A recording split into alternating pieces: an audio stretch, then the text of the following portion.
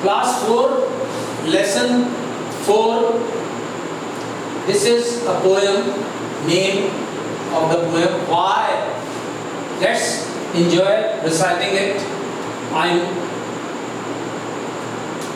I know a curious little boy who is always asking, why? Why this? Why that? Why then? Why now? Why not?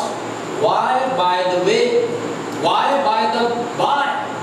He wants to know why wood should swim, why lead and marble sink, why sun should shine and wind should blow, and why we eat and drink.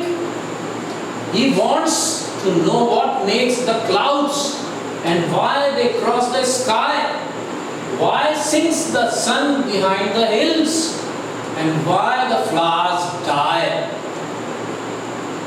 Some of these whys are not too hard to answer if you will try.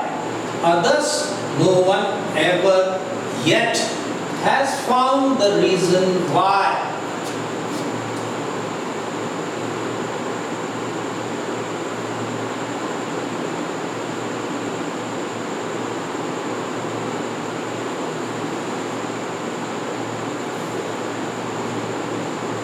Next lesson, class 4 English. The man in an onion bed.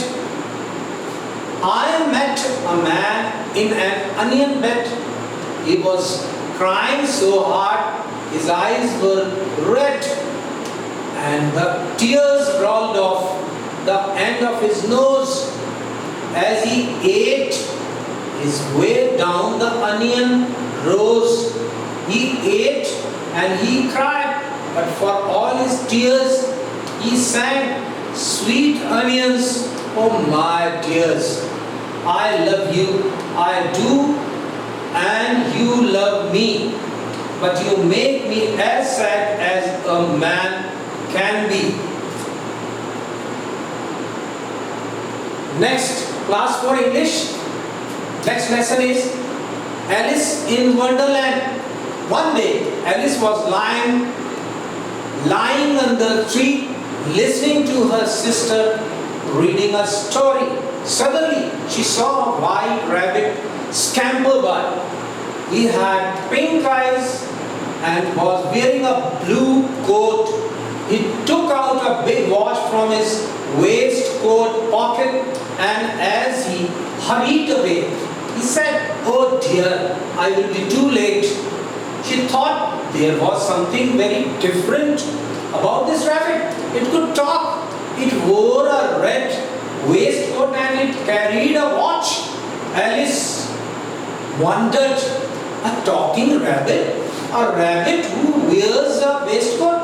Alice was burning with curiosity and she followed the white rabbit. The rabbit started running and Alice followed the rabbit. The rabbit suddenly popped down a large rabbit hole. Alice jumped into the rabbit hole too. The rabbit went down and down and down and down into the rabbit hole. Alice said aloud, "Where am I? How many miles down have I fallen? I must be getting somewhere near the center of the earth." She wondered, will I slip through the earth to the other side? Thump! Alice landed on a pile of dry leaves. She looked around quickly and suddenly saw the white rabbit again. It disappeared, saying, "Oh my ears and whiskers, how late it's getting." Alice stood up and saw a small door about 15 inches high. It was too small for her to go through. She saw a glass table with a golden key on it. She tried the little golden key in the lock, and to her delight, it fitted. Alice opened the door and looked into the loveliest garden she had ever seen.